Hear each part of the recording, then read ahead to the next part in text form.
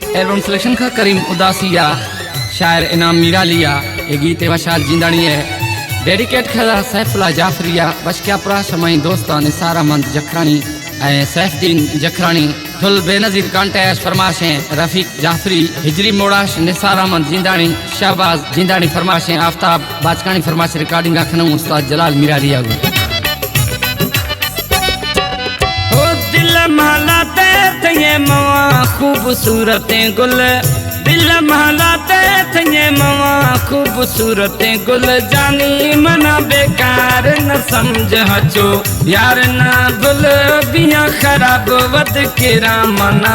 पट न उछल दिल महलाते थे मवा खूबसूरत गुल दिल महलाते थे मवा खूबसूरत गुल जानी मना बेकार न समझ हचो यार न गुल बिया खराब वद केरा मना पट न उछल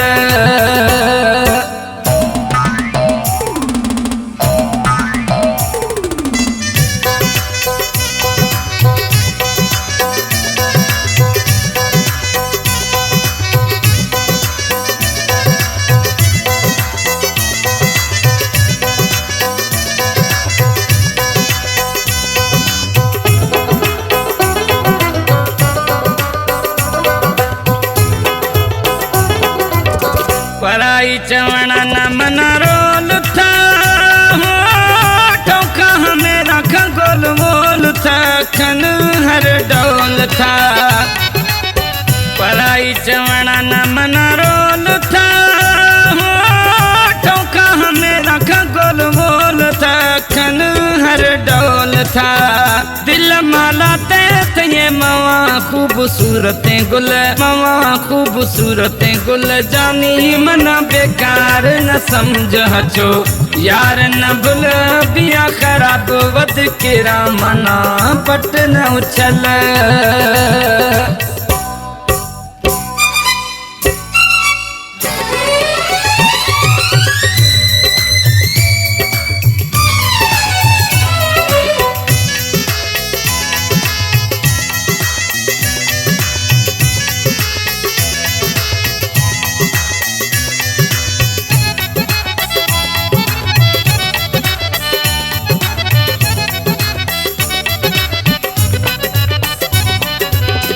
ऐ मसेवा दिल थे वीरा रही अल्लाह में हंदा थी नहच तरह ठही गुशगाने सही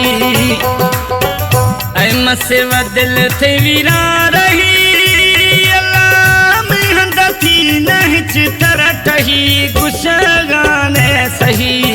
दिल मालाते थे मवा खूबसूरत गुल मवा खूबसूरत गुल जानी मना बेकार न समझ हचो यार न गुल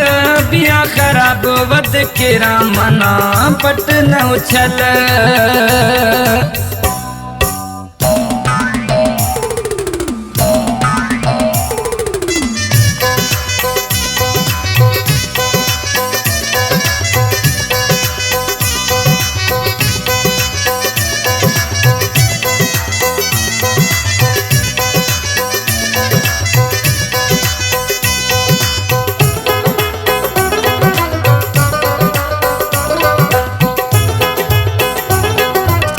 वशाल जिंदानी डोल मड़ मसे अल्लाह मिलदन मिली रहती कसे मिली थे ये मसे वशाल जिंदानी डोल मड़ मसे अल्लाह मिलदन मिली रहती कसे मिली थे ये मसे दिल मालाते थे मवा खूबसूरत गुल मवा खूबसूरत गुल जानी मना बेकार न समझ हचो